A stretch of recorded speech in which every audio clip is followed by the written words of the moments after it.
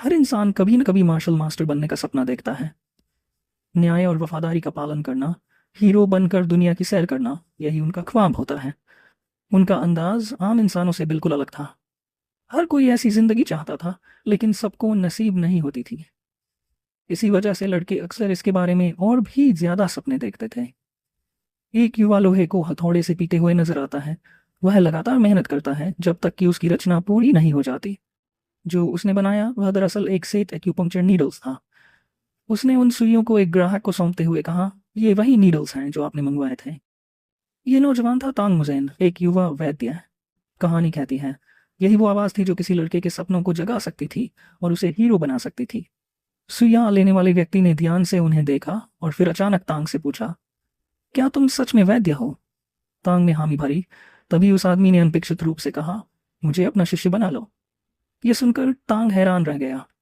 उसी दिन से उसकी जिंदगी की आवाज बदल गई। फिर कहानी कुछ महीने पहले लौटती है। एक शांत सुबह का दृश्य दिखाया जाता है, जहां वैद्य की जिंदगी सिर्फ स्क्रॉल कॉपी करने, सुबह होने से पहले तैयारी करने और मरीजों के इंतजाम करने में बीती थी। यही खामोशी उसके पिता की कला को निखार चुकी थी। मुजेन सोचता था, क्या वह भी कभी अपने पिता जैसा महान बन पाएगा? इसके बाद वह जड़ी बूटियां इकट्ठा करने बाहर भागता है। रास्ते में लोगों को मुस्कुराकर नमस्ते करता है। तभी अचानक वह एक अजनबी से टकरा जाता है। वह आदमी गुस्से में चिल्लाता है, कहाँ देखकर चल रहे हो? डर के मारे मुजैन तुरंत माफी मांग लेता है और अपनी गलती मान लेता है। मगर वह आदमी बेरहमी से हंसता है और कहता है, तुझे तो तमीज सिखानी पड़ेगी। फिर वह मुजैन को बेरहमी से पीट देता है। नरेशन याद दिलाता है, उस वक्त भी मुजैन का सपना हीरो बनने का ही था।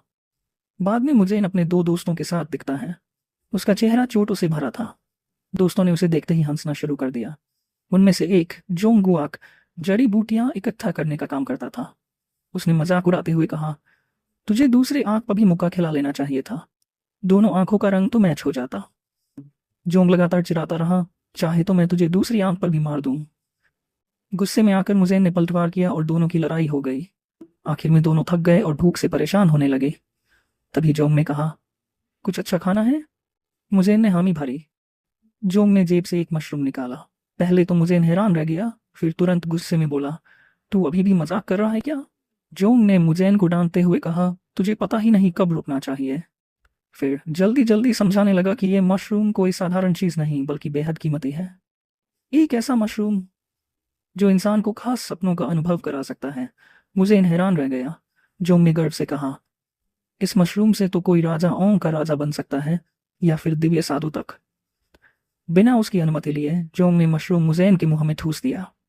उसने समझाया कि पिछली बार जब उसने इसे खाया था तो उसने खुद को सर्वोच्च मार्शल आर्टिस्ट के रूप में देखा था।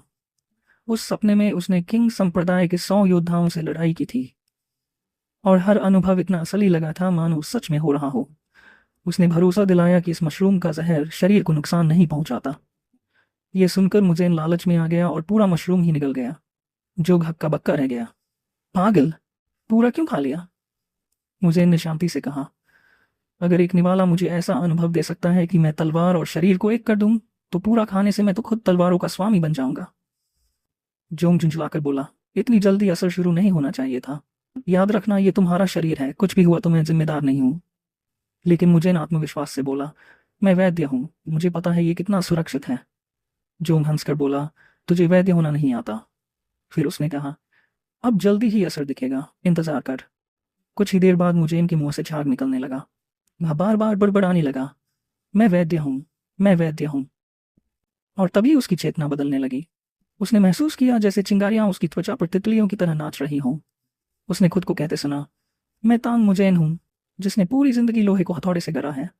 हर पहली चोट की चिंगारी मेरे लिए चमत्कार है। लेकिन तभी एक और आदमी लोहे को पीटते हुए नजर आया। वह अचानक उलझन में पड़ गया। क्या मैं तांग मुजैन हूं? फिर खुद को सुधारा, नहीं, मैं हूं ओ ये जी, आसमानों के नीचे अद्वितीय लोहार। वह सोचने लगा, अभी अभी मैंने खुद को वैद्य क्यों सपना लिया। थकान मानकर उसने उसे झटक दिया और संकल्प लिया। उसे यू के राजा ने 5 महान तलवारें गढ़ने का आदेश दिया था। उसने कसम खाई, मैं ओ ये जी अपने जीवन का सबसे बड़ा कार्य इन्हें समर्पित करता हूँ। उन 5 तलवारों के नाम प्रकट हुए, जीनलू, जुक, शनाया, यूचोंग और चोंजुन। कहा गया कि ये 5 महान तलवारें जो स्वर्ग और मानव की संयुक्त इच्छा से 20 वर्षों तक गढ़ी गई, मानवता के सपनों और स्वर्ग की इच्छा की पराकाष्ठा थी। और फिर दृश्य स्वर्ग में बदल गया, जहां देवता अमरता का जश्न मना रहे थे। उन्होंने दिव्य पीच वाइन उड़ेलकर अपने नए अमर का स्वागत किया। स्वर्ग में देवता ओ ये जी के लिए जश्न मना रहे थे। वे चिल्ला रहे थे, आज का दिन महान है क्योंकि वह स्वर्गलोक पहुंच चुका है। उत्साह में एक अमर ने गलती से दिव्य मदिरा उस पर गिरा दी और दृश्य अचानक कट गया। अगला दृश्य तांग मुजेन जमीन पर बेहोश पड़ा था।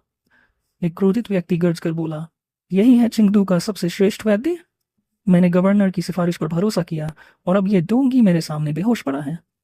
जो वैद्य सही तरीके से एक्यूपंक्चर भी न कर पाए उसे तुरंत संन्यास लेना चाहिए।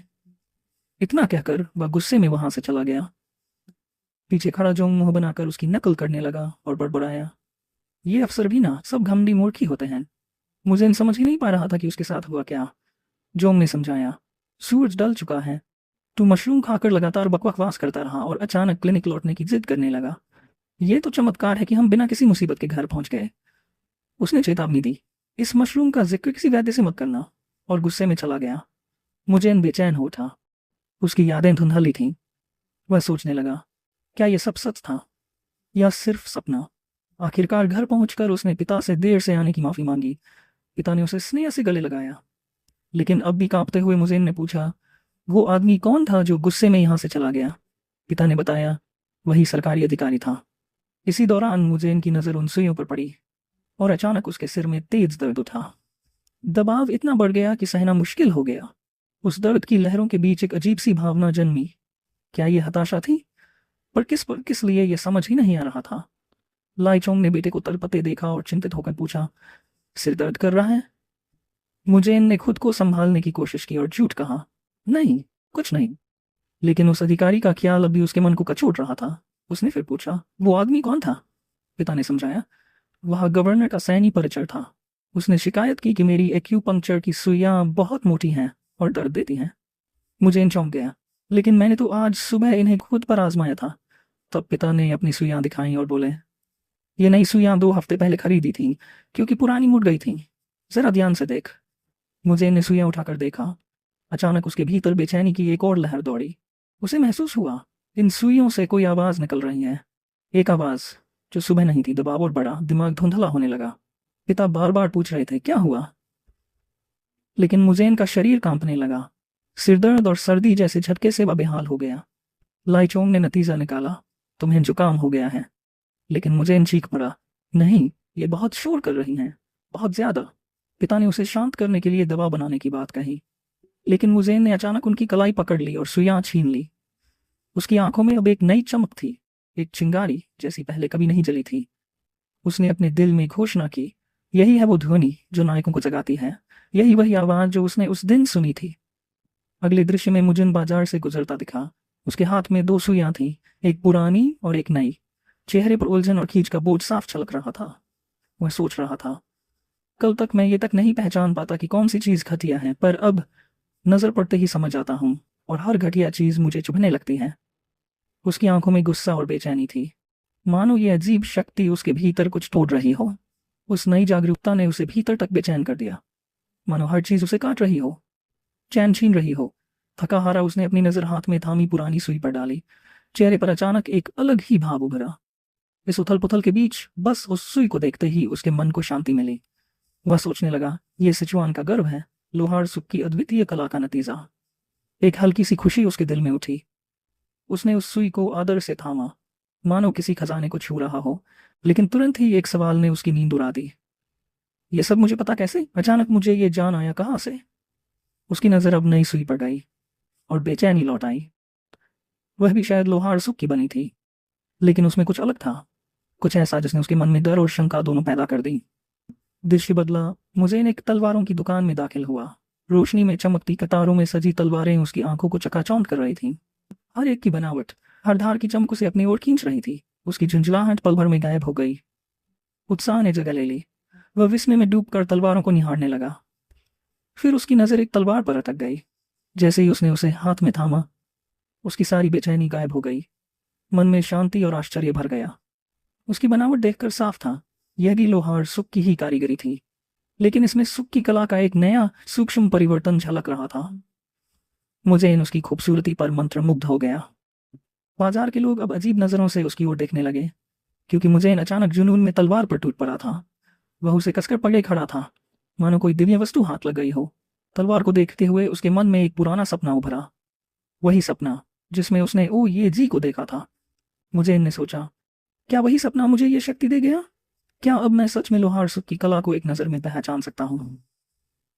उसके मन में यह सवाल गूंज रहा था, क्या वह सपना सिर्फ सपना था, या फिर एक ऐसी हकीकत जिसने मुझे नई नज़र बख्शी?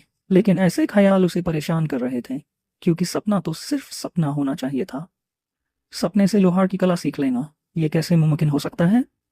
संदेह दूर करने के लिए मुझे ने ठान लिया। वह सीधा दुकान के भीतर चला गया। अब उसे असलियत खुद लोहार सुख से जाननी थी। अंदर पहुंचते ही एक भारी आवाज गूंजी। गुस्से से भरा एक आदमी उस पर चिल्लाया। वह था सुख जयसुंग, लोहार सुख का बेटा। उसने आरोप लगाया, तुम्हें मेरी बनाई सुई पसंद नहीं आई, है ना? हाँ, मैं अपने पिता जितना महान नहीं, लेकिन 20 साल से मैं धौंकनी के सामने खड़ा हूं। मुझे किसी नौसिखिए की तरह मत समझना। मुझे उस गुस्से से घबरा गया। जल्दी से सफाई दी, नहीं, मैंने कभी तुम्हारी कला पर शक नहीं किया। लेकिन मन ही मन उसे सच्चाई समझ आ गई। महान लोहार सुख अब सेवानिवृत्त हो चुका था और पीछे बस कुछ अनमोल रचनाएं छोड़ गया था। वह नई सुई दरअसल जैसों की ही बनाई हुई थी। फिर भी जैसों का गुस्सा कम न हुआ। उसने जुझुलाकर कबूल किया, अपने पिता का नाम जोना ही सबसे बड़ा बोझ है। अब तो लोग मेरी बनाई चीजों का मजाक तक उड़ाने लगे हैं। फिर उसने चुनौती दी, अगर सच में इतना जान है तो यहाँ रखी तलवारों में मेरे पिता का काम पहचान कर दिखाओ। बताओ, मुझ में और उनमें फर्क कहाँ है? जैसो मन ही मन सोच रहा था, ये लड़का कभी नहीं पहचान पाएगा, क्योंकि आम लोगों के लिए सब तलवारें एक जैसी होती हैं। लेकिन अगले ही पल मुजेन ने बिना झिझक 2 तलवारें उठा ली और शांत स्वर में बोला, यही दोनों तुम्हारे पिता की बनाई हैं। जैसों के कदम जैसे जमीन से चिपक गए। उसके विचार वहीं थम गए। ये कैसे मुमकिन है? उसने झट से मेरे पिता का काम पहचान लिया। वाकई फर्क कितना बड़ा था? वह बुदबुदाया, अधिकतर लोग इन तलवारों को नज़रअंदाज कर देते हैं क्योंकि इनका डिजाइन बहुत साधारण है, लेकिन तुम्हारी नज़र बेहद पैनी है। मुझे ने अंदर ही अंदर सिर हिलाया। उसे पहले से ही यकीन था, क्योंकि अगर वह गलत साबित होता तो जैसोंग उसे बेइज्जत करने का मौका कभी न छोड़ता। उस पल ने मुझे इनको यकीन दिला दिया। ओ ये जी का सपना साधारण सपना नहीं था। जैसोंग भी दंग रह गया। उसने मान लिया कि उसने मुझे इनको गलत समझा था। वो उसे सिर्फ नकलीला ग्राहक समझ बैठा था। लेकिन अब सच्चाई सामने थी। मुजेन ने उसके पिता के काम को बिना चूके पहचान लिया, और यही बात जैसुंग को चुभ गई। उसने कड़वाहट के साथ कबूल किया, तुम्हारी नज़र शायद मेरी अपनी नज़र से भी तेज है। इतनी पैनी दृष्टि के साथ तुम केवल तमाशबीन बने नहीं रह सकते। फिर उसने एक भारी हथौड़ा मुजेन की ओर बढ़ा दिया। लो, अब खुद कुछ बना कर दिखाओ। मुजेन हिचकिचाया। हथौड़े का वजन, जिम्मेदारी का बोझ दोनों उसे दबा रहे थे। लेकिन जैसुंग ने तंज कसा, क्या हुआ? अगर हिम्मत नहीं है तो रहने दो, मैं अभी एक और सुई गढ़ देता हूँ। ये चुनौती सुनकर मुजेन की आंखों में आग जल उठी। उसने गहरी सांस ली और हथौड़े को कसकर थाम लिया। शायद मुझे दोबारा कभी ये मौका न मिले तो क्यों ना आजमा ही लूं। आखिरकार अभ्यास शुरू हुआ। मुजेन ने पहला प्रहार किया और लोहे पर हथौड़े की आवाज गूंज उठी। शुरुआत में घबराहट थी, लेकिन जैसे जैसे वो आगे बढ़ा, वो ये जी के सपने से मिली यादें उसे राह दिखाने लगी। जैसे किसी मरीज से कह दिया जाए कि अपना दवा खुद बनाओ, अपनी सुई खुद तैयार करो। मुझे ने यही किया, और हैरानी की बात यह थी कि यह कामयाब हो रहा था। हर चोट और हर प्रहार में धार आने लगी। उसके वार सजे हुए थे, लयबद्ध थे, मानो वह जन्मजात लोहार हो। जैसुंग स्तब्ध होकर देखता रह गया। वह सोच रहा था कि मुझे इनकी बेरंगी कोशिश पर वह था के लगाएगा, लेकिन यहाँ तो नजारा ही कुछ और था। हथौड़े की हर गूंज मानो कोई सुर छेड़ रही हो, तंग जैसे कोई मधुर संगीत बज रहा हो। उसके ज़हन में ख्याल आया, ये तो बिल्कुल पिता की तरह काम कर रहा है। नहीं, ये तो शायद ओयेजी का पुनर्जन्म है। यह सिर्फ हुनर नहीं था, यह उससे कहीं बड़ा था। जैसों का दिल जोरों से धड़कने लगा। वह चाहता था कि यह सिलसिला चलता रहे। वह देखना चाहता था गर्म धातु का डलना, तलवार का टेम्परिंग, धार की धार, हथियार की बनावट, और अंत में म्यान तक का निर्माण। उसकी आंखों के सामने जैसे एक हथियार जम ले रहा था। और तभी मुजेन ने हथौड़ा रख दिया। काम पूरा हो चुका था। एक चमचमाती तलवार उसके हाथ में थी। मुजेन ने उसे जमीन पर गिराने की कोशिश की, लेकिन जैसुंग ने छत से पकड़ लिया। उसकी आंखों में अचंभा और आदर था, लेकिन मुजेन ने शांति से कहा, इसे पिघला दो। जैसुंग अब भी स्तब्ध खड़ा था। मुजेन की हर हथौड़े की चोट ने उसे जैसे बांध लिया था। लेकिन तभी मुजेन की आवाज फिर गूंजी, पहले से भी ज्यादा दृढ़ संकल्प के साथ। अब हाथ गर्म हो चुके हैं, समय आ गया है असली सुई बनाने का। जैसों की आंखें उत्साह से चमक उठीं। वह पूरी तरह ध्यानमग्न होकर देखने लगा। उसकी नजरें इतनी गहरी थी कि मुझे थोड़ा सज हो उठा। फिर भी उसने एकाग्र होकर काम जारी रखा। धातु की चमक, हथौड़े की धुन और अंत में एक बारीक, तेज और उत्तम सुई उसके हाथ में तैयार थी। दृश्य बदलता है। मुझे इनका पिता एक वृद्ध रोगी का इलाज करता है। सुई लगते ही बूढ़ा आदमी राहत की सांस लेता है। कैसे दर्द नहीं हुआ। पास खड़ा दूसरा बूढ़ा अविश्वास में बड़बड़ाता है, लेकिन जल्द ही उसे भी उपचार मिला और वही नतीजा। दर्द नहीं, सिर्फ आराम और सुकून। नई सुई ने इलाज को कहीं ज्यादा असरदार बना दिया था और धीरे धीरे ये बात पूरे इलाके में फैल गई। भीड़ उमड़ने लगी। रोगियों की लाइनें दिन ब दिन लंबी होती गई। थके हारे मुसाफिर भी दूर दराज से आते, सिर्फ तांग परिवार की चिकित्सा पाने के लिए। तांग परिवार का नाम मान सम्मान के साथ दूर दूर तक गूंजने लगा। एक दिन दो यात्री आपस में बातचीत कर रहे थे। उनकी बातों का विषय भी वही था। तांग परिवार सचमुच चमत्कार कर रहा है। पास ही एक बूढ़ा चुपचाप सुन रहा था। उसने कुछ नहीं कहा, सिर्फ मुड़कर धीरे धीरे आगे बढ़ गया। अगली सुबह तांग क्लिनिक के द्वार पर फिर भीड़ उमड़ी। लाइनों का अंत कहीं दिखाई नहीं देता था, लेकिन तभी एक आदमी आगे बढ़कर जबरदस्ती लाइन तोड़ने लगा। अरे क्या कर रहा है? किसी ने गुस्से से चिल्लाकर रोका, लेकिन वह बूढ़ा, हाँ वही जो पिछली रात सुनकर चला गया था, चुपचाप खड़ा रहा। लाइन तोड़ने वाले ने और ऊंची आवाज में चिल्लाना शुरू किया। गुस्से की लपट फैलने ही वाली थी कि शिंक, ठंडी धार उसकी गर्दन पर टिक गई। मुझे इनकी आंखें चौड़ी हो गई। उसने देखा, वही बूढ़ा तलवार ताने खड़ा था। भीड़ सन रह गई। बूढ़े ने शांत स्वर में कहा, तुम्हें सच्चाई दिखाता हूं। और पलक छपकते ही उसकी तलवार चल गई। लाइन तोड़ने वाले की छाती पर लाल लकीर उभर आई। खून बहने लगा। मुझे इन तुरंत दौड़ा और घाव को दबाकर खून रोकने लगा। लेकिन तभी उसने गौर किया, ये घाव गहरा नहीं था, सिर्फ त्वचा करी थी। हड्डियां और अंग सुरक्षित थे। उसके दिल में बिजली सी कौन दी। ये बूढ़ा साधारण इंसान नहीं, ये तो मार्शल वर्ग का महारथी है। वह याद करने लगा, आखिर ये आदमी कौन था, किस नाम से जाना जाता था। उधर बूढ़ा घायल शख्स का मजाक उड़ाता रहा। इतनी सी खरोंच पर रो रहा है। बच्चों की तरह चिल्लाकर बेहोश हो गया। कुछ दिनों की दवा ले ले, ठीक हो जाएगा। फिर एक चालाक मुस्कान के साथ जोड़ा, बशर्ते ये कोई असली क्लिनिक हो। उसी पल मुझे इनके दिमाग में एक नाम गूंज उठा, चिकित्सक हत्यारा। हाँ, ये सनकी बूढ़ा और कोई नहीं, बल्कि वही कुख्यात ली चौंग था। मुझे इनकी आंखों में पिता की छवि उभर आई। वह याद करने लगा। उसके पिता शायद इस धरती के सबसे बड़े वैद्य न थे, लेकिन वे एक दृढ़ वृक्ष की तरह थे। भड़कीले नहीं, मगर मजबूत। यही तो उन्होंने अपने बेटे को सिखाया था, एक चिकित्सक का सच्चा दृष्टिकोण। लेकिन अब सामने खड़ा यह आदमी उस सब का उल्टा था। ली चौंग, सन की चिकित्सक। जगह जगह घूमता हुआ वह मार्शल कलाकार, जिसने चिकित्सा और तलवार दोनों में शिखर छू लिया था। कहा जाता था आकाश के नीचे 3 सबसे महान वैद्यों में से एक। लेकिन उसकी ख्याति सिर्फ उपचार की नहीं थी, बल्कि खून की भी थी। उसकी तलवार भेदभाव नहीं करती थी। अच्छे बुरे की परवाह किए बिना वह मनमर्जी से किसी भी चिकित्सक का गला काट देता। जंगू में उसका नाम सीरियल किलर की तरह फुसफुसाया जाता था। अब तक दर्जनों निर्दोष वैद्य उसके हाथों मारे जा चुके थे। मुझे इनके दिल में अचानक बिजली सी कौन थी। उसने सोचा, नहीं, अगर वह यहाँ है तो मेरे पिता। उसकी सांसें तेज हो गई। उसने देखा, ली चौंग धीरे धीरे पिता के कक्ष की ओर बढ़ रहा था। घबराहट में उसने तुरंत कदम बढ़ाए। गला फाड़कर चिल्लाया, पिताजी सावधान रहिए। लेकिन तभी एक मजबूत हाथ उसके कंधे पर आ टिका। मुझे ने पलट कर देखा। वाकिंग संप्रदाय का प्रशिक्षक जेन उसके पीछे खड़ा था। उसकी आंखों में अजीब सी शांति थी। धीमे स्वर में बोला, यह तो होना ही था। मुझे हड़बड़ा गया। चेहरे पर बेचैनी और आवाज में निराशा थी। क्या क्या शाखा प्रमुख उसे रोक नहीं सकते?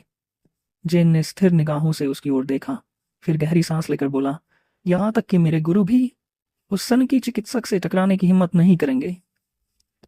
मुझे इनका दिल डूब गया। उसने विरोध किया, आवाज कांप रही थी, लेकिन वह तो अपराधी है, हत्यारा है। जेन की आवाज गूंजी, मेरे गुरु अपनी जान का इन्हीं है इस सन की वैद्य के। मुझे इनके पैरों तले जमीन खिसक गई। आंखें फैल गई।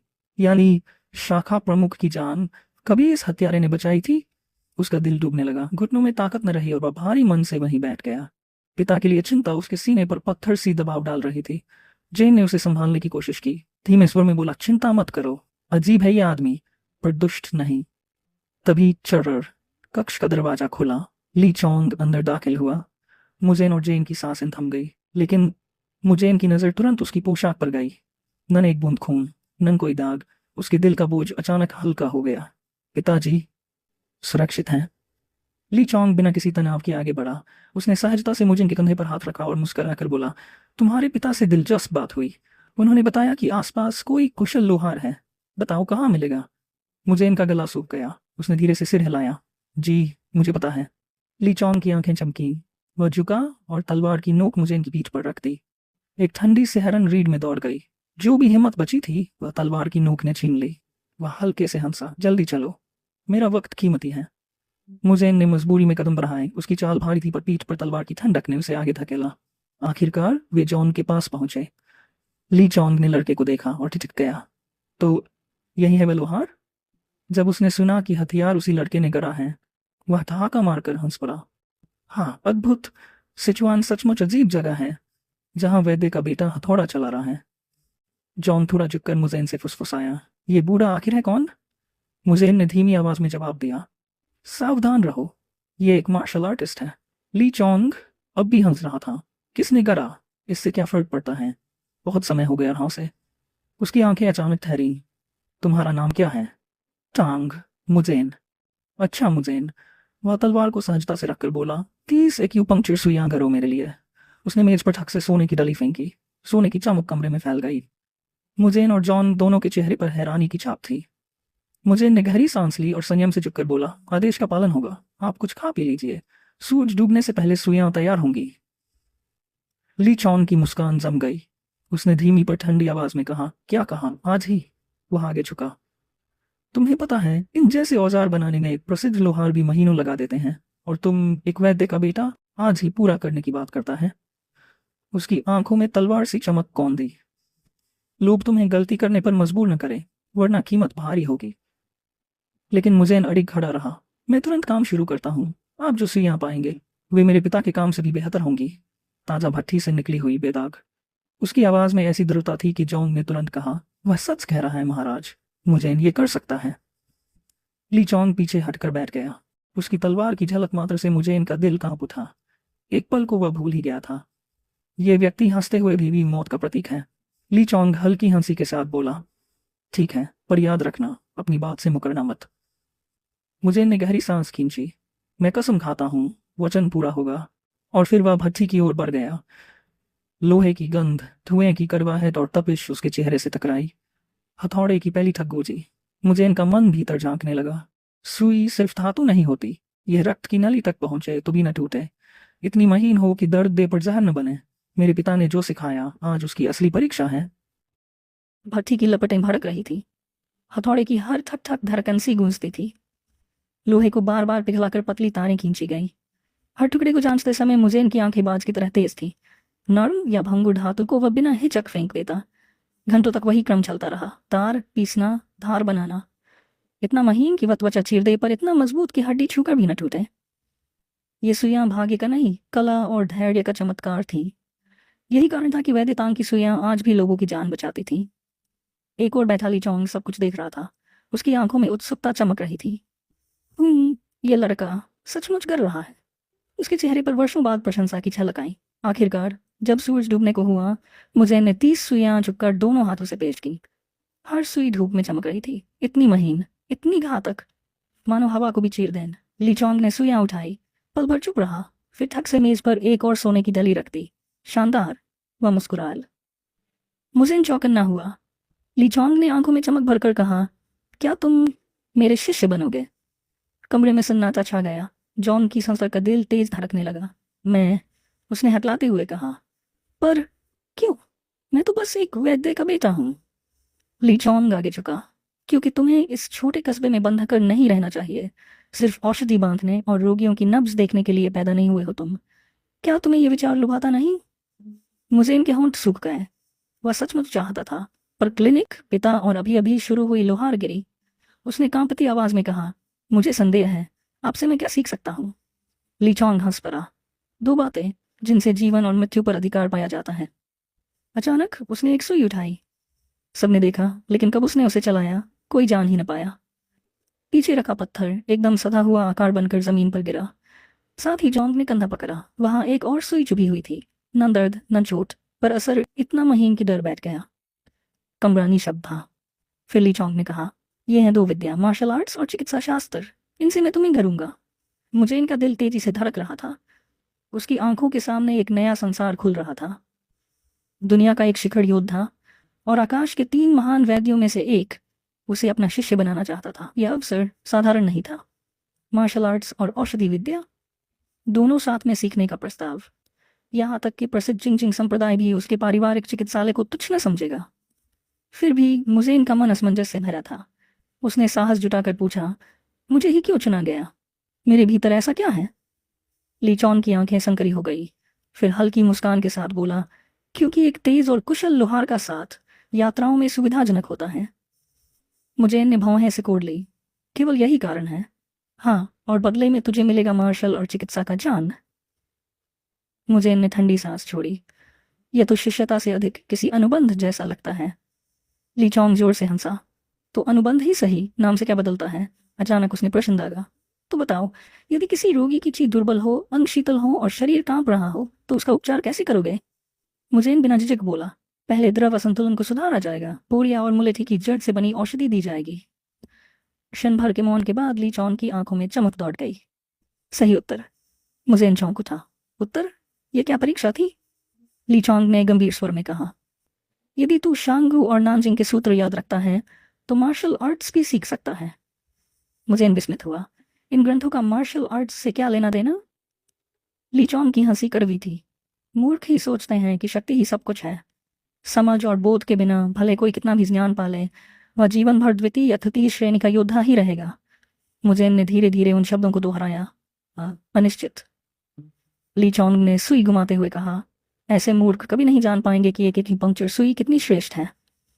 साहस जुटाकर मुझे ने पूछा, क्या आप मानते हैं मैं प्रथम श्रेणी का योद्धा बन सकता हूँ? वसन की वैद्य क्षण भर चुप रहा। फिर हल्की मुस्कान के साथ बोला, शिष्य का अपने गुरु से आगे निकलना उसकी प्रतिभा से नहीं बल्कि गुरु की शिक्षा देने की क्षमता पर निर्भर है। और यही वाक्य अधूरा छोड़कर वह मुड़ गया। मुझे इन देर तक वहीं खड़ा रह गया। उसका हृदय जोरों से धड़क रहा था। वह घर लौटा तो भीतर भीतर उफन रहा था। मैं सचमुच इस पथ पर चल सकता हूँ, उसने कल्पना की। शिखर क्षेत्र का योद्धा बनना, महान वैद्य के ज्ञान को पाना। उसकी सांसें तेज हो गईं। अचानक वह हंस पड़ा, छलांगे लगाने लगा। आंखों में भविष्य की उज्जवल लौ चमक रही थी। उस क्षण उसके पिता आ गए। मुझे घबरा कर झुक गया। क्षमा करें, देर हो गई। पिता का हाथ उसके कंधे पर ठहर गया। आंखों में नमी थी, आवाज भारी। जब सुना कि वसन की वैद्य तुझे ले गया तो मेरा हृदय जम गया था। उन्होंने स्वीकार किया कि पहले तो उन्होंने उसे साधारण उत्सुक यात्री समझकर नजरअंदाज किया था, लेकिन मुझेन तू सचमुच सुरक्षित है ना? मुझेन ने सिर हिलाया। वह उतना भयानक नहीं जितना लोग कहते हैं। जीन सॉन्ग ने भी यही कहा था। पिता की सांसें ढीली पड़ी, परंतु चेहरे पर प्रश्न उभर आया। इतनी देर क्यों लग गई? तुझे तो केवल लोहार तक उसका मार्ग दिखाना था। मुझेन चिचका। फिर धीमे स्वर में सब बताया। उन्होंने शिष्य बनाने का प्रस्ताव रखा है। कल रात तक मुझे उत्तर देना होगा। वह हंसा भी, मानो ये विचित्रता ऐसे व्यक्ति के लिए स्वाभाविक हो। पर पिता वहीं थम गए। शब्द उनके होंठों तक आए पर बाहर न निकले। फिर अचानक वे भीतर दौड़े और लौटे। हाथ में चांदी की थैली थी। उन्होंने उसे मुझेन की हथेली पर दबा दिया। जाओ। मुझेन से थक गया। पर चिकित्सालय पहले से ही हाथों की कमी से जूझ रहा है, और वह तो सन की वैद्य कहलाता है। शायद यह सब केवल उसकी सनक हो। पिता की आंखों में कठोरता उतर आई। चिकित्सालय संभल जाएगा, पर यह अवसर केवल अभी है। उस क्षण मुझेन ने पिता को पहली बार एक और रूप में देखा। अब तक वह उन्हें सुदृढ़ वृक्ष मानता था जो नगर पर छाया किए खड़ा है, पर अब उसने जाना कि कभी वह वृक्ष भी एक नन्हा अंकुर था जो किसी और छाया में खड़ा होकर अपने अवसर की प्रतीक्षा करता। उस रात मुझेन ध्यान में बैठा। उसका शरीर हल्की नीली आभा से घिरा था। वह मार्शल कला का अभ्यास कर रहा था। सिर्फ 2 दिन हुए हैं, उसने मन ही मन सोचा। फिर भी लघु परिभ्रमण सफल हो चुका था। पहली बार उसने महसूस किया कि ऊर्जा उसके शरीर के प्रत्येक कोने में प्रवाहित हो रही है। दिन बीते 3, फिर 4। शक्ति अभी भी कोमल थी, परंतु स्पष्ट आंतरिक बल धीरे धीरे संचित हो रहा था। धीरे धीरे मुझेन ने समझा, यह केवल साधारण विकास नहीं था, यह उन्नति थी। उसके हृदय में विचार उठा, यह अवसर, यही एकमात्र अवसर है बाहर निकलने का। वह मन ही मन पिता को धन्यवाद देने ही वाला था कि ऊपर शाखाओं से एक अखरोट गिरा, सटीक उसके सिर पर। क्या बात है? ली चोंग पेड़ की डाल पर बैठे हंस रहे थे। इतना गंभीर चेहरा, कहीं घर की याद तो नहीं आ रही? मुझे चौंक गया, फिर जल्दी से बोला, न नहीं, बस आज आंतरिक ऊर्जा कल से कहीं अधिक प्रबल लग रही है। ली चौंग फुर्ती से नीचे उतरे।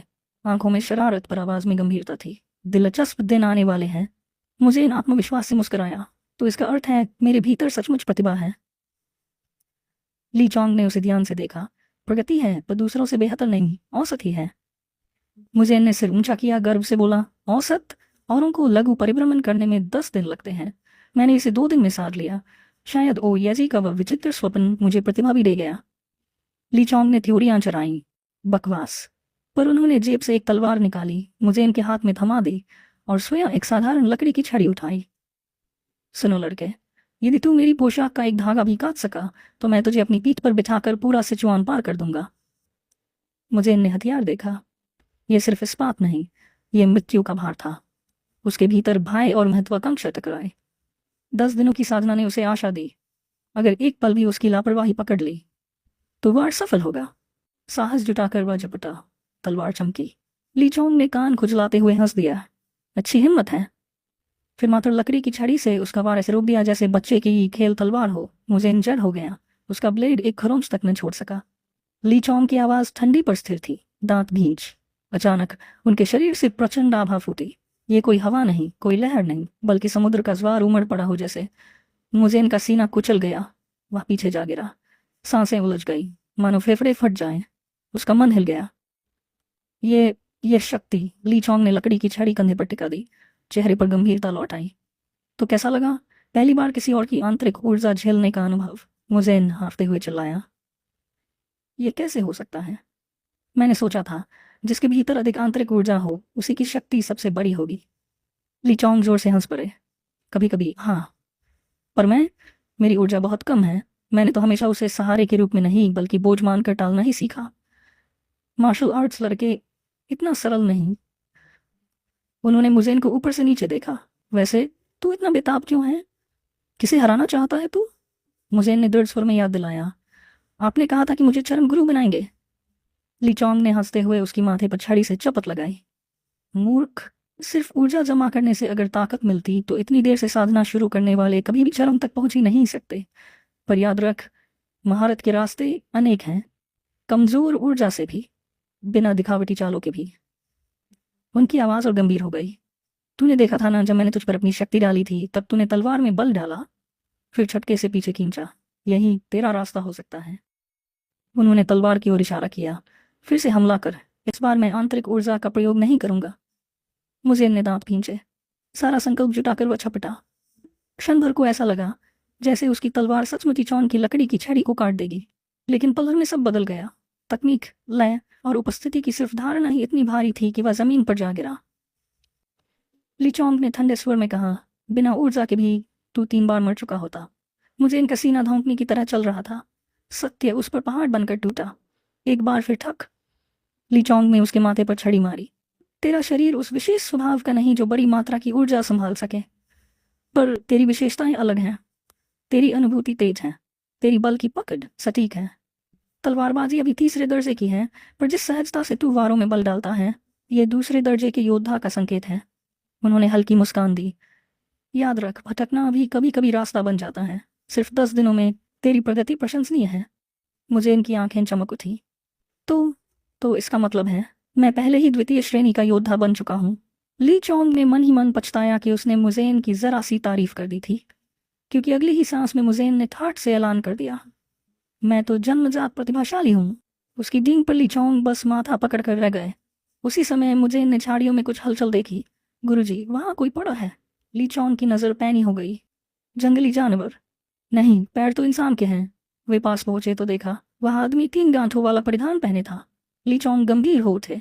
यह तो पहाड़ी शाखा गुरु की पोशाक है। मुझे इनकी आंखें चमक पड़ी। शाखा गुरु यानी लगभग चरम गुरु के बराबर। आदमी ने अपना नाम बताया। मैं हूँ होंगजुआन जूल गांव का शाखा गुरु। लोग मुझे होंगजी भी कहते हैं। उसकी आवाज़ टूटी फूटी थी, आंखों में थकान। उसने कहा कि उसका गांव एक भयानक बीमारी से ग्रस्त है। लगातार मौतें हो रही थी। वह चिकित्सक की खोज में निकला था और उन्हें मिलना उसके लिए सौभाग्य था। रास्ते भर होंग उनकी अगुवाई करता रहा। उसने कहा, अजीब है, यह सफ़र 2 घंटे का है, पर मैं आधा दिन भटकता रहा। शायद मैंने कभी गांव से बाहर कदम ही नहीं रखा। मुझे ने राहत की सांस ली। कम से कम तुम और तुम्हारे गुरु बीमार नहीं पड़े। होग ने गंभीर स्वर में सिर हिलाया। भगवान की कृपा रही। लगभग 1 महीने पहले ये शुरू हुआ था। पहले तो लोग समझे मौसमी खांसी है, पर धीरे धीरे आधे से अधिक गांव बीमार हो गए। 20 मौतें हो चुकी हैं। उसकी आंखें लाल हो गईं।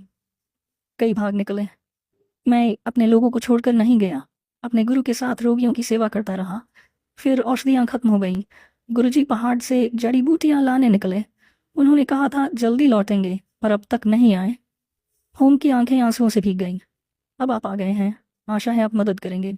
कुछ ही देर बाद जूल गांव नजर आने लगा। गांव के रक्षक माजियांग होंगजी ने उनका स्वागत किया। वे उन्हें भीतर ले गए, जहां एक नन्हा बालक तड़प रहा था। मुजेन ने उसकी नब्ज पकड़ी। बालक पसीने में भीगा था, त्वचा चिपचिपी, नाड़ी तेज और कमजोर। कानों में ज्वाला थी, पर हथेलियां ठंडी।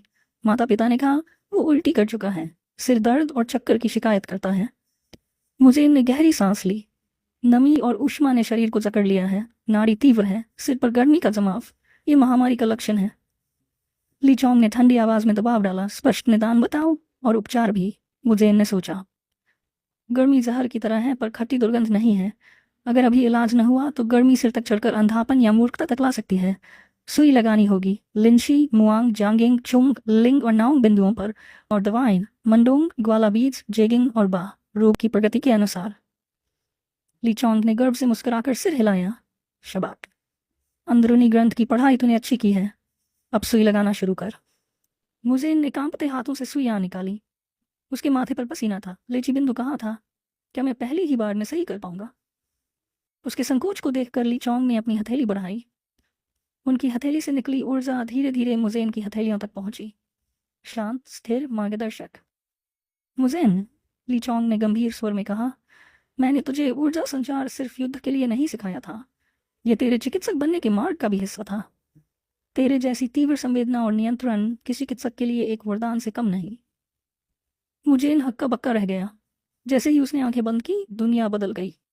उसे ऐसा लगा मानो वह किसी साफ नदी में झांक रहा हो, जहां कंकड़ पत्थर तक स्पष्ट दिखाई देते हों। उस पारदर्शी प्रवाह के बीच उसने देखा एक गहरी घिनौनी लहर, एक दुष्ट ऊर्जा जो बालक के शरीर के भीतर सर रही थी। मुझे इनकी आंखें फैल गईं। गुरुजी, यह तो। ली चोंग ने सिर हिलाया। हाँ, तू सही देख रहा है। अब सुई लगा, देखते हैं प्रतिक्रिया कैसी होती है। गहरी सांस लेकर मुजेन ने सुइयां चुभोईं। उसने अपनी ऊर्जा सावधानी से प्रवाहित की, धीरे धीरे, जैसे कोई हल्की रोशनी अंधकार को काट रही हो। क्षण भर बाद बालक शरीर में मरोड़ उठी, परंतु तुरंत ही वह दुष्ट ऊर्जा हवा में धुएं सी घुलकर पूरी तरह से गायब हो गई। गांव वाले दंग रह गए। चमत्कार है, सचमुच एक दिव्य वैद्य है। मुझे इनका चेहरा पहली बार गर्व से दमक रहा था। ली चोंग की आंखों में भी संतोष की चमक थी। उन्होंने मुस्कुराकर कहा, आज तूने सचमुच सीखने का असली अर्थ समझा।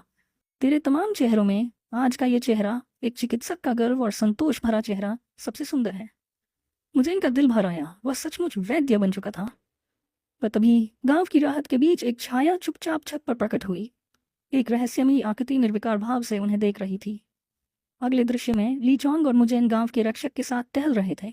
मुजेन के विचार भटक रहे थे। उसे स्मरण आया डॉक्टर योंग का किस्सा।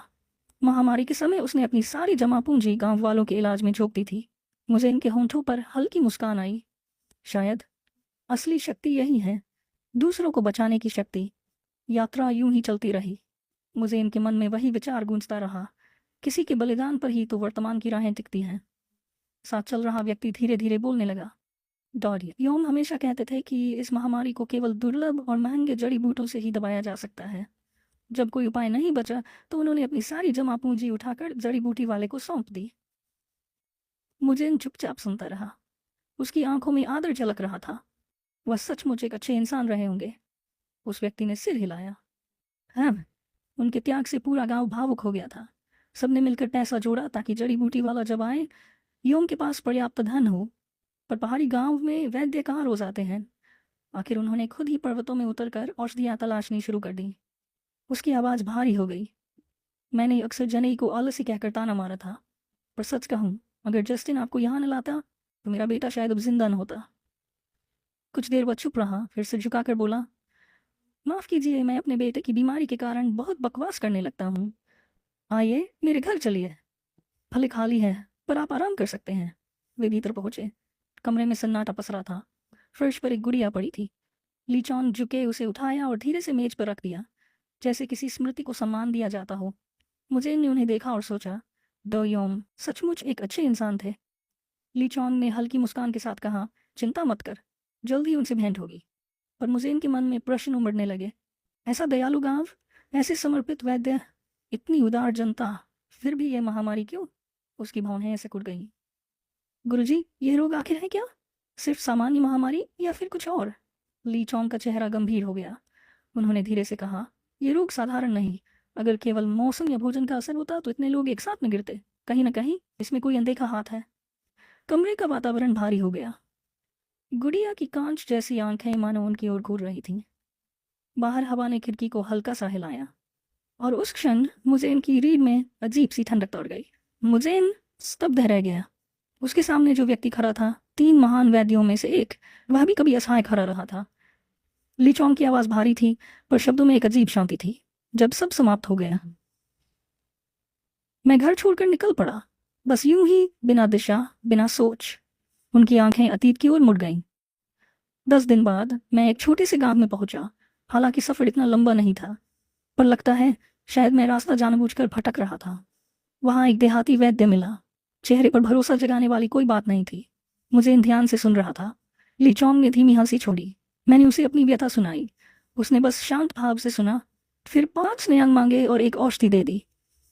कुछ पल रुककर उन्होंने जोड़ा, वही औषधि जो मेरी पत्नी और बेटी को बचा सकती थी, बस 5 नियांग। 4 दिन पहले अगर मैंने जाना होता तो मेरी दुनिया आज वैसी न होती। कमरे में सन्नाटा छा गया। मुझे इनका गला सूख गया। वह कुछ कहना चाहता था, पर शब्द ही नहीं मिले। ली चोंग ने आगे कहा, इसलिए मुझे इन कभी मत सोचना कि जान की यात्रा पूरी हो गई। हर बार जब तुम समझो कि तुम सब जान चुके हो, उसी क्षण तुम्हारी सबसे बड़ी भूल शुरू होती है। बाहर से शोक गीत की आवाजें धीरे धीरे तेज हो रही थी। मुझे इनका हृदय भारी हो गया। वह सोच रहा था, दवा तभी मायने रखती है जब रोग का जान हो, वरना ये सब कुछ खोखला है। ली चोंग की आंखें गुड़िया पर टिक गई, जो अभी मेज पर पड़ी थी। मैंने उस दिन खोया था, पर उसी क्षण से मैं वैद्य बना, न खुद के लिए, न किसी पदवी के लिए, बल्कि ताकि किसी और को वह पीड़ा न सहनी पड़े जो मैंने सही।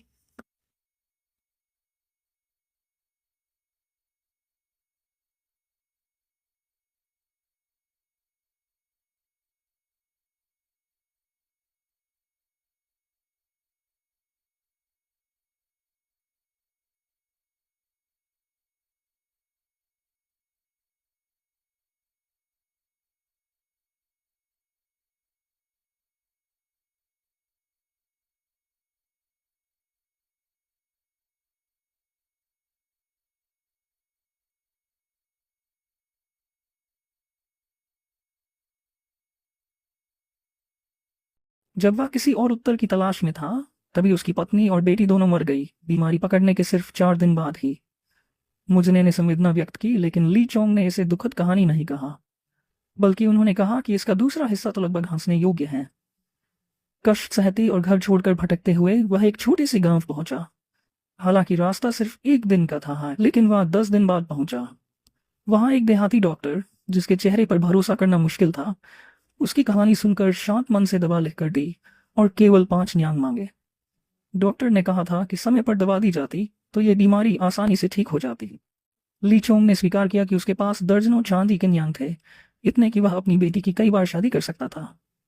उसका परिवार गरीबी, अयोग्यता या जड़ी बूटियों की कमी से नहीं मरा था, बल्कि इसलिए क्योंकि एक डॉक्टर नहीं जानता था कि दूसरा क्या जानता है। यही सबसे हंसने योग्य सच्चाई थी। इसी एहसास ने उसे खुद डॉक्टर बनने पर मजबूर किया, ताकि वह हर वैद्य का ज्ञान एक जगह इकट्ठा कर सके। फिर भी 30 साल बाद भी उसकी पत्नी और बेटियों के चेहरे उसकी स्मृति में धुंधले हो चुके थे। मुझे स्तब्ध था। बूढ़े आदमी की हंसी में उसे एक ऐसा शोक सुनाई दिया जो किसी अंतिम संस्कार की विलाप ध्वनि जैसा था। बाद में मुझे ने आगे जांच करने की तैयारी की। उसने ली चोंग से कहा कि वह गांव में जाकर बीमारी के स्रोत की तलाश करेगा। ली चोंग ने अनुमति दी और कहा कि वह भी जल्द शामिल होगा, लेकिन मुझे को चेताया कि समय बर्बाद न करे। मुझे ने उसे आश्वस्त किया और निकल पड़ा। उसकी खोज की शुरुआत सूअरखाने से हुई, फिर भंडार गृह से, और अंत में उस पहले घर तक पहुंचा जहां बीमारी ने दस्तक दी थी। उसने एक ग्रामीण से इसकी पुष्टि की और गहराई से विचार किया। ठंडी प्लेग शरीर को जमा देती थी जबकि गर्म प्लेग उसे जला देती थी। लेकिन दोनों ही बुरी ऊर्जा इविची से पैदा होती थी जो अंधेरी और गंदी जगहों में पनपती हैं। फिर भी उसे ऐसी कोई ऊर्जा कहीं महसूस नहीं हुई, न पशुखानों में, न कुओं में और न ही बाजारों में। आमतौर पर महामारी अपने स्रोत से गोल घेरे की तरह फैलती है, लेकिन यहाँ कुछ अजीब था। मुजिन ने गियांगी से पूछा कि क्या बीमारी जोंग से शुरू होकर क्रम में फैली थी। गियांगी ने पुष्टि की कि हाँ, पहले पश्चिमी हिस्सा प्रभावित हुआ और फिर पूर्वी, और बच्चों पर असर पहले पड़ा फिर बड़ों पर। टुकड़े तो मिल रहे थे पर पूरा चित्र स्पष्ट। मुजिन ने पूछा कि गांव के पश्चिम और पूर्व हिस्सों में क्या अंतर था। होंग ने बताया कि लोग कहते थे पूर्व में योंग ऊर्जा ज्यादा है जबकि पश्चिम में मुरिन। मुजिन ने इससे इनकार दिया और कहा कि वह और लीचोंग पश्चिम से आए थे और वहां कोई बीमारी के लक्षण नहीं दिखे। फिर उसने सोचा कि बच्चे पहले क्यों बीमार हुए। होग ने कहा कि बच्चे तो बस साथ खेलते थे, उनका पसंदीदा खेल का स्थान पश्चिम की ओर स्थित नाले के पास था। यह सुनते ही मुझे चौंक गया। क्या नाले का पानी ही कारण? लेकिन पूर्व में तो एक कुआं भी था और वह गंदा नहीं दिखा था। उसने गियांगी से पूछा कि क्या पूर्व का कुआं हमेशा सूखा रहता था। बुजुर्ग ने बताया कि वह केवल वसंत में थोड़े समय के लिए सूखता है। मुजिन ने महामारी की शुरुआत की तुलना कुएं के सूखने से की। गियांगी ने स्वीकार किया कि यह लगभग उसी समय शुरू हुई थी। यह एहसास मुजिन पर गहरा असर डाल गया। अगर पूर्व का कुआं सूख गया था तो पूरा गांव नाले का पानी इस्तेमाल कर रहा होगा। इसलिए पहले पश्चिमी हिस्सा और बच्चे बीमार पड़े। थोड़ी देर बाद वह होंग और गियांगी के साथ नाले की ओर गया। पानी साफ दिख रहा था, न तो गंदा था और न ही उसमें कोई बदबू थी, लेकिन सारे सबूत उसी की ओर इशारा कर रहे थे। अब आगे बढ़ने का एक ही रास्ता था, पानी की जांच करना। उसने हाथ में कुछ पानी लिया, ध्यान से महसूस किया और उसे कुछ असामान्य लगा। उस सुराग का पीछा करते हुए उसने पहाड़ियों की ओर इशारा किया और उन्हें वहां ले गया। वे चढ़ाई करने लगे, पथरीले रास्ते पार करते हुए, जब अचानक एक गंध उन तक पहुंची। मुझे ने पूछा कि क्या दूसरों ने भी इसे महसूस किया। होंग ने पुष्टि की कि हाँ, अजीब सी गंध है। जितना आगे बढ़े गंध उतनी तेज होती गई और एक बेचैन कर देने वाली आभा ने पहाड़ियों को ढक लिया। पेड़ सूखे और बेजान खड़े थे। मुझे ने सोचा कि आखिर ऐसा कौन सा भयावह कारण रहा होगा जिसने ये उजाड़ दृश्य पैदा किया। आगे बढ़ते हुए उन्हें लगा कि जमीन नरम होती जा रही है, मिट्टी कमजोर हो रही थी और उनके पैर उसमें धंस रहे थे। मुझे को एहसास हुआ कि जमीन के नीचे कुछ दबा हुआ है। उसने कहा कि सचमुच यहाँ मिट्टी में कुछ दफन है। दृश्य बदलकर एक मन जड़ी बूटी वाले भंडार घर में चला गया जहां मुझे दवा तैयार कर रहा था। वह उस जगह की प्रकृति पर विचार कर रहा था। भंडार घर सूखी जड़ी बूटियों और मृत जानवरों से भरा हुआ था। फिर भी सरन की बदबू के बजाय वहां एक हल्की सुगंध थी जिसे मुझे कभी पसंद करता था। ये मौत की गंध थी जिसमें अब भी जीवन की हल्की झलक मौजूद थी। ऐसी खुशबू जो कभी किसी के जीने की उम्मीद बन जाती थी। इन विचारों के बीच वर्तमान खुला मुझे और होंग मिट्टी खोद रहे थे। जमीन के नीचे से सड़े हुए जानवरों के शव निकलने लगे। ये दृश्य देखकर मुझे हिल गया। उसे समझ आया कि उस भंडार घर के विपरीत यहाँ केवल शुद्ध मृत्यु थी, एक ऐसी सरांध जो और मौत फैलाने के लिए बनी थी। वह सोचने लगा, कौन इस सबके पीछे था और आखिर इतनी क्रूरता क्यों की गई। मुझे ने होंग और गियांगी से खा सब कुछ खोद कर निकाले और उसे नाले से बहुत दूर ले जाएं। अनगिनत अश्वों को देखकर गियांगी भय से कांप उठा, लेकिन होंग के साथ मिलकर उसने एक एक कर लाशें निकालना शुरू किया। यह सब देखकर मुझे ने अपने आप से बुदबुदाया कि इतनी जहरीली गंध का थोड़े समय तक ही संपर्क अनगिनत महामारियां फैला सकता है। जहरीली जड़ी बूटियां या खने तुरंत मार डालते, लेकिन यह किसी ऐसे व्यक्ति का काम था जो संक्रामक जहर की धीमी और घातक प्रकृति को भली भांति जानता था। उसे समझ आया कि इस षड्यंत्र का समय कुएं के सूखने के साथ मेल खाना और इसके पीछे की गहरी तैयारी का केवल एक उद्देश्य था, संहार। यह सोचकर उसका दिल कांप उठा और उसका शरीर बेकाबू होकर कांपने लगा। उसी क्षण एक आदमी खून से सना थैला लेकर वहां पहुंचा। उसने सवाल किया कि आखिर कोई क्यों किसी और की मेहनत से कमाई जमीन पर ऐसी हरकत करेगा। जैसे ही गियांगी ने उस आदमी को पहचाना, उसका गुस्सा भड़क उठा और उसने चिल्लाकर नाम लिया, डोयोंग। मुझे ये नाम सुनते ही सन रह गया और उसके दिमाग में सच्चाई जुड़ने लगी। योंग को पहले से पता था कि ऐसे जहर का क्या असर होगा। वह गांव की हालत से पूरी तरह वाकिफ था और उसने इलाज का पैसा तभी लेना शुरू किया जब महामारी फैल चुकी थी। ये भयावह सच मुझने को भीतर तक हिला गया। डॉक्टर यूम असली अपराधी था, एक ऐसा वैद्य जो बाहर से दयालुता का मुखौटा पहनता था लेकिन भीतर से केवल मौत बोता था। लालच से भरा हुआ एक राक्षस। उसकी गंदी भूख पूरी जुलकौन बस्ती को निगलना चाहती थी, और जब सच सामने आया तब भी वह बेहयाई से खड़ा रहा। मुझे गुस्से से कांप उठा, सोचते हुए कि ऐसे आदमी को निर्दयी मौत से कम कुछ भी नहीं मिलना चाहिए। ज्ञांगी भी क्रोध से भर गया और सीधे डॉलियोम का सामना किया। उसने आरोप लगाया कि वही महामारी का कारण है और वही नकली इलाज का ढोंग कर रहा है।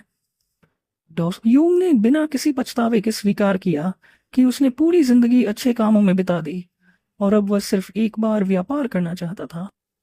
उसकी बातों ने ज्ञांगी का गुस्सा भड़का दिया। वह उस पर झपट पड़ा और चिल्लाया कि अनगिनत जानें पहले ही जा चुकी हैं। क्रोध में उसने जानवर की खोपड़ी उठाकर डॉनजियोम पर फेंक दी, लेकिन उसके पहुंचने से पहले ही योम के एक आदमी उसे बीच में ही काटकर 2 टुकड़े कर दिए। योम ने विकृत हंसी के साथ जवाब दिया कि उसे मृतकों की परवाह नहीं, उसके लिए केवल यही सच था कि इन लोगों ने उसकी मेहनत पर पानी फेर दिया था और अब उन्हें इसकी कीमत अपनी जान देकर चुकानी होगी, चाहे आज या कल। उसने दावा किया कि वह हमेशा से सबको गड्ढे में फेंकने की योजना बना चुका था, बस उनका समय थोड़ा पहले आ गया। उसके शब्दों में जहर टपक रहा था जब उसने उनकी मौत की मांग की। होंग, मुजिन और ज्ञांगी उसकी क्रूरता देखकर गुस्से और अविश्वास से कांप उठे। ज्ञांगी गर्ज उठा, हाथ में एक बड़ा डंडा पकड़कर बोला, मैं हूं भिखारी संप्रदाय का संरक्षक, मांगी हूं ज्ञान। उसकी उग्र गर्जना सुनकर योम जोर से हंस पड़ा, लेकिन उसके आदमी उतने शांत नहीं रहे। वे घबराए और तुरंत अपने स्वामी से सवाल करने लगे। उन्होंने पूछा कि जब सामने एक भिखारी संप्रदाय का संरक्षक खड़ा है तो उसने क्यों कहा था कि यहाँ केवल कमजोर लोग हैं। योम अब विचलित हो चुका था। हकलाते हुए उसने कहा कि उसे कुछ भी पता नहीं, लेकिन ज्ञांगी ने अपने डंडे पर पकड़ और कस दी। उसने युद्ध की मुद्रा बनाई और नजदीक खड़े योम के गुर्गे पर नजर टिकाई। वह जोर से बोला कि अब वह गिनती शुरू करेगा और वादा किया कि उसके हथियार का शिकार केवल एक ही होगा, बाकी को वह बख्श देगा। उसने योम से सीधे कहा कि गांव में और बेकार की मौतें नहीं होनी चाहिए। उसने उसे विनती की कि अभी चला जाए, इससे पहले कि और खून बह जाए। मुझे ये सब देखकर दंग रह गया। बुजुर्ग माजियांगी ने सिर्फ अपनी उपस्थिति से ही दुश्मनों को जकड़ लिया था। इसी बीच होंग ने मुझे को फुसफुसाकर कहा, यही मौका है, भाग निकलो, मैं तुम्हें नाले के पार फेंक दूंगा। बस एक बात याद रखना, पीछे मुड़कर मत देखना, सीधे गांव जाना और सबको सच्चाई बताना। मुझे हिचकिचाया और माफी मांगते हुए बोला कि ये मदद मांगना उसके लिए शर्म की बात है। उसने कहा कि होंग और ज्ञानी जैसे शाखा स्तरीय और रक्षक स्तर के योद्धा क्या सच में ऐसे काम करेंगे। होंग ने दृढ़ता से कहा, पद या दर्जे का कोई मतलब नहीं, जरूरी है कि मैं और मेरा गुरु लड़ें। योम उनकी दृढ़ता देखकर व्यंग्यात्मक हंसी हंसा। उसने उन्हें ताना दिया कि वे तो बस 2 भिखारी और एक वैद्य हैं। उसने पूछा, क्या सच में तुम अकेले पूरे गांव से लड़ोगे? मुझने की आवाज कांप रही थी, फिर भी उसने ऐलान किया कि वे लड़ते लड़ते मरेंगे। लेकिन भीतर ही भीतर वह सोच रहा था कि आखिर ये कमजोर भिखारी इतनी दूर तक क्यों जा रहे हैं। उसने सुझाया कि अगर सब साथ मिलकर गांव भाग जाएं तो शायद कुछ जानें बच जाएं, मगर उसे भी मानना पड़ा कि इतने दुश्मनों से भागते हुए वे उसे कभी नहीं बचा पाएंगे। होम ने दृश्वर में कहा, हमने पूरी जिंदगी गांव वालों की दया पर गुजारी है, उनसे हमें जो मिला उसी से जी पाए, लेकिन अब वक्त आया है तो हम उनके लिए लड़ेंगे, यही हमारे गुरु की शिक्षा थी। ज्ञांगी ने डंडा और कसकर पकड़ा और गिनती शुरू कर दी। उसकी आंखों में मौत तक लड़ने का निश्चय साफ छलक रहा था। उधर डोमियोम ने अपने आदमियों को बहलाया, जिसने आज इन्हें मारा उसका जुआ का सारा कर्ज मिटा दूंगा, यह सब या तो अभी खत्म होगा या कभी नहीं। उसकी आवाज में लालच और बर्बरता टपक रही थी। उसके आदमी भी गर्ज उठे, अब पीछे मुड़ने का कोई रास्ता नहीं। अराजकता के बीच अचानक होंग ने मुजिने को कमर से पकड़ा और उसे जोर से हवा में उछाल दिया। मुजिने आसमान में ऊंचा उछला, स्तब्ध रह गया। गिरते हुए उसके मन में सवाल उमड़ पड़े, क्या भाग जाना ही सही है? अगर मैं चला गया तो होंग और ज्ञांगी का क्या होगा? क्या मैं भी लड़ाई में उतरूं? शायद जीतने का कोई मौका बन जाए। लेकिन उसके सोचने से पहले ही एक दुश्मन ने उसे हवा में ही मार गिराया। वह जमीन पर जोर से गिरा, बदहवास होकर उठा और दौड़ने लगा। उसका दिल कह रहा था कि यह कायरता है, लेकिन दिमाग ने उसे समझाया कि यह सम्मान है, अपने साथियों की अंतिम इच्छा पूरी करना, गांव का संदेश दुनिया तक पहुंचाना। फिर भी एक और आवाज भीतर से उसका मजाक उड़ा रही थी, तू भाग रहा है। उसका दिल दर्द से भर गया। उसे यकीन था कि माजियांगी और होंगियान मौत तक लड़ेंगे। उसने अपनी कमजोरी पर रोश किया। उसे अफसोस हुआ कि उसने अभी अभी मार्शल आर्ट्स की शुरुआत ही थी, उसके पास लड़ाई में देने को कुछ नहीं था। काश मैं भी शीर्ष योद्धाओं में से एक होता। मुझे भाग रहा था, लेकिन उसके दिल में कसक थी। उसने सोचा, क्या मैं अब भी भाग रहा हूँ? क्या सच में होंग्यान कोई शीर्ष योद्धा है? उसके कदम रुक गए। मन कांप रहा था, पर निर्णय दृढ़ हो चुका था। उसने वापस लौटने का निश्चय किया। धड़कते दिल और लौटती यादों के साथ वह भागते हुए वापस आया। उसे याद आया जब उसने एक बच्चे की मदद की थी, जिसे किंगचिंग बच्चों ने परेशान किया था। उस दिन वह खुद पिट गया था, पर भीतर से एक गर्व महसूस किया था, अन्याय के सामने खड़ा होने का गर्व। लेकिन अब उसके विचार बदल चुके थे। वह चाहता था कि रास्ता और लंबा हो, ताकि शायद लड़ाई खत्म हो जाए इससे पहले कि वह पहुंचे। कायरता उसके भीतर उठ रही थी, लेकिन वह जानता था कि अगर आज वापस नहीं लौटा तो उसकी पूरी जिंदगी सिर्फ भागने की जिंदगी बन जाएगी। झाड़ियों के बीच से उसने देखा, गियांगी और होंग कई आदमियों से भिड़े हुए थे। उनके शरीर घायल और लहूलुहान थे, लेकिन हार मानने से इनकार कर रहे थे। एक दुश्मन व्यंग्य से बोला, क्यों जान की बाजी लगा रहे हो? आखिर तक लड़ने का क्या फायदा? गियांगी गरजकर बोला, गंदगी या लाशों के बीच खिसकते हुए जीना भी कचरे के बीच खिसकने से बेहतर है। दुश्मन ने उन्हें मरते हुए लोग कहकर मजाक उड़ाया, लेकिन गियांगी ने हार मानने की बात को बकवास करार दिया। लड़ाई और भयंकर हो गई। गियांगी भागने की कोशिश करता है, मगर एक आदमी कुल्हाड़ी लेकर उसके पीछे जा दौड़ पड़ा। होंग डर से जकड़ गया, लेकिन उसी डर ने उसे और ताकत दी। उसने अपने सामने वाले पर और भी जोर से वार किए। गियांगी ने अपने विरोधी की आंखों में मिट्टी झोंकी, लेकिन कुल्हाड़ी उसकी पीठ पर जा गिरी। दर्द से गियांगी की चीख निकल गई। यह देखकर होंग का दिल टूट गया। उसके और गियांगी के साथ बिताए लम्हे उसकी आंखों में उमड़ आए। फिर गुस्से ने उसे घेर लिया। उसने कुल्हाड़ी छीनकर अपने दुश्मन को मार गिराया। तभी पीछे से दूसरा शत्रु उस पर झपटा, मगर उससे पहले एक पत्थर उड़कर उसके चेहरे पर लगा। वह पत्थर मुजने ने फेंका था। दुश्मन लड़खड़ाया और गाली बकते हुए बोला, कायर हरामजादे। इसी मौके का फायदा उठाकर होम ने उसे भी कुल्हाड़ी से खत्म कर दिया। तभी एक और हमलावर चाकू लेकर सीधे मुजने पर टूट पड़ा। उसने ताना मारा, डॉक्टर का बेटा, भागते ही रहते तो बच जाते, अब आ गए मरने। मुजने जड़ होकर खड़ा रह गया, लेकिन उसी पल ली चोंग आ गया। एक ही बार में उसने हमलावर का गला काट दिया। ठंडी आवाज में बोला, यही लोग हैं जो इस महामारी के पीछे हैं। मुजने गुस्से से कांपते हुए चिल्लाया, असली अपराधी डॉक्टर योम है। ली चोंग ने ठंडी नजरों से पूछा, क्या सच में? डॉक्टर योम घुटनों पर गिर पड़ा। उसकी आवाज कांप रही थी जब वह अपनी जान की भीख मांग रहा था। उसने वादा किया, मैं तुम्हें ऐसी दवा दूंगा जो जूलगांव की किसी भी दवा से 1000 गुना बेहतर होगी। वह लालच और झूठी उम्मीदों से सौदा करने लगा। उसने बताया, ब्लैक पियोनी, एक दुर्लभ औषधि जो लगभग देवॉन जितनी महान है। देवॉन फूल जिसे नायकों का फूल कहा जाता है। योम ने कहा कि वह फूल एक गुफा में छुपा हुआ है, बस उसकी जान बख्श दी जाए। यह सुनते ही मुजिन का खून खौल उठा। उसने गुस्से में लगभग योम को मार ही डाला। जिंदगियों का सौदा सिर्फ एक जहरीले फूल के लिए? लेकिन तभी ली चोंग ने उसे रोका। उसने ठंडी आवाज में सच बताया, असल ब्लैक पियोनी मौत को खाकर पनपती है। यही वजह थी कि योम ने इतनी लाशें जमा की थी। किसी भी आम इंसान ने अगर इसे छुआ तो वह इसकी ऊर्जा से जलकर मर जाएगा। अगर पूरा गांव मर जाता तो उनकी लाशें उसी फूल का भोजन बनती। मुझने को एहसास हुआ, शायद वह और ली चोंग भी इसी बलि का हिस्सा बनाए जाने वाले थे। योम हकलाते हुए सफाई देने लगा। वह चिल्लाया कि फूल को तैयार करना बेहद कठिन है, वह तो उन्हें देने ही वाला था। लेकिन मुझने ने सवाल किया, एक गांव का साधारण डॉक्टर इतनी गहरी जानकारी कैसे रख सकता है? ली चोंग ने बिना हिले डुले फूल उठा लिया। योम दहशत से चीखा, नहीं, इसे हाथ से छूना मौत को न्योता देना है। लेकिन इससे पहले कि वह और कुछ कह पाता, ली चोंग ने ठंडी नजर से उसकी तरफ देखा और एक ही वार में उसका गला काट दिया। कमरे में सन्नाटा छा गया। ली चोंग शव पर खड़ा होकर बोला, जिंदगी और मौत का फैसला मैं करूंगा। वह झुंझलाया भी, ये घटिया डॉक्टर बार बार सामने क्यों आते हैं? सिर्फ दवा सीख लेने से कोई असली चिकित्सक नहीं बन जाता है। मुझने कुछ पल के लिए हिचकिचाया, लेकिन ली चोंग ने उसे शांत किया।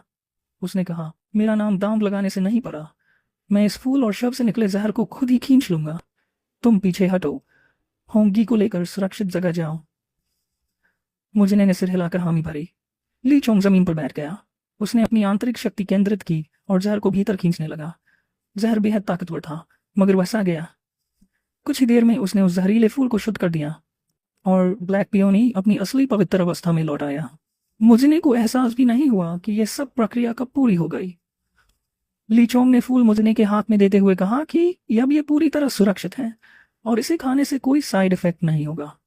मुझने ने उनका धन्यवाद किया। इस पर ली चोंग ने कहा कि डॉक्टर की साजिश को उजागर करके मुझने ने साबित कर दिया कि वह काबिल है। लेकिन मुजने ने इनकार कर दिया। उसने कहा कि वह काबिल नहीं है, सब क्योंकि उसने पहले भागने की कोशिश की थी, फिर वापस आया तो बस एक पत्थर फेंका, और वह भी इसलिए कि कहीं लोग उसे कायर न कहें। लीचोंग ने जवाब दिया कि यहाँ तक कि हांग जी भी मुजने को ऐसे देख रहा है जैसे वह सचमुच काबिल हो। उसने समझाया कि भागने के बाद लौटना सामने खड़े होकर सब कुछ झेलने से कहीं ज्यादा मुश्किल होता है। ऐसा फैसला वही ले सकता है जो अपनी गलती मानकर कर्तव्य निभाने का साहस रखता हो। उसने कहा, भागना शर्म की बात नहीं है, मूर्ख वही है जो कभी भागता ही नहीं।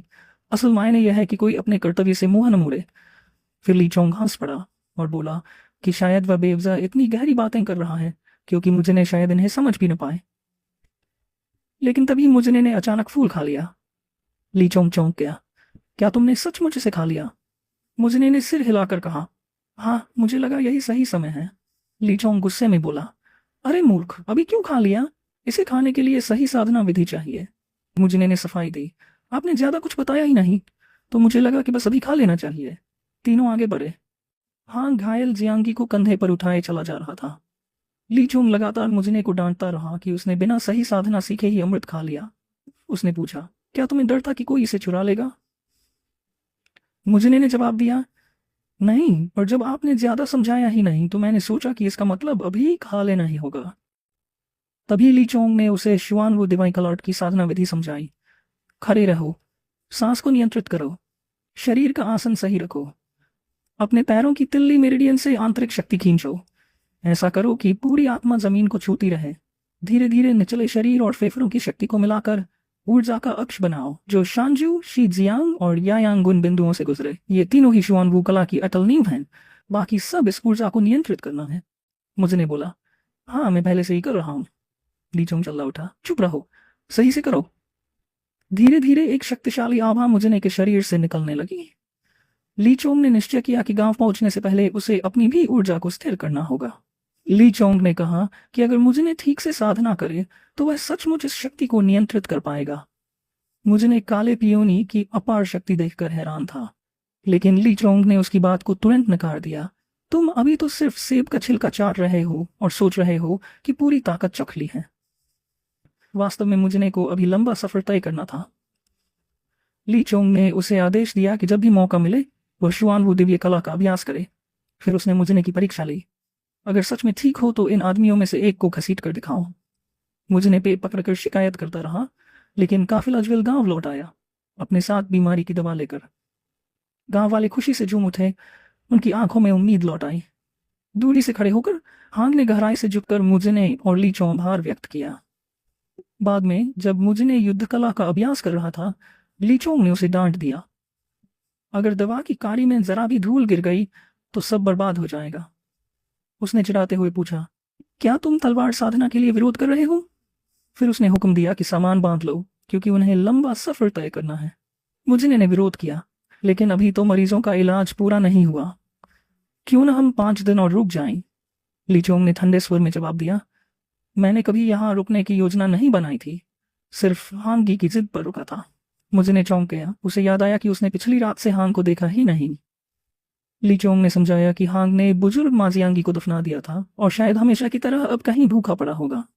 मुझने हैरान रह गया, कैसा वीर जिसने पूरे गांव को बचाया लेकिन खुद भूखा मरने की नौबत में आ गया। उसने सोचा, भिखारियों के गिल्ड में ये आम बात है, चाहे वजह कितनी भी न्यायपूर्ण क्यों न हो। एक भिखारी जो कभी भीख मांगता था और बाद में जान लेने पर उतर आया, तो उसे योद्धा भी हीरो नहीं मानेंगे। ली चोंग ने उसे सुधारा, यह भीख नहीं बल्कि नजराना है। मुझने सोच में पड़ गया कि हांगी का भविष्य आखिर होगा क्या। ली चोंग ने कहा, यह तो सिर्फ वही तय कर सकता है, क्योंकि यह है हत्या का असली स्वरूप। गांव वालों से विदाई लेने के बाद वे लोग जियांगी की कब्र पर पहुंचे। वहां उन्होंने हांग को देखा जो पूरी रात बिना खाए वहीं ठहरा हुआ था। मुझने ने उसे खाना दिया और पूछा, क्या तुम यहीं ज्वेल गांव में रहना चाहते हो? हांग ने सिर झुकाकर कहा, मैंने तो हमेशा यहीं रहकर गुजारा किया है, मेरे लिए जैसे तैसे जी लेना ही भिखारी का रास्ता है। मुझने ने सोचा कि सचमुच यही भी हत्या का एक स्वरूप है। उसने हांग को समझाया, चलो मैं तुम्हें ऐसी जगह ले चलूंगा जहां तुम बिना डर के भीख मांग सको, वही जगह जहां बुजुर्ग मां जियांगी तुम्हें देखना चाहते थे। वह ली चोंग की ओर मुड़ा, मानो सहमति मांग रहा हो, लेकिन ली चोंग तो पहले ही आगे निकल गया था। मुझने ने हांग का हाथ पकड़ा और दौड़ते हुए उसके पीछे चल पड़ा। हांग ने पूछा, हम कहाँ जा रहे हैं?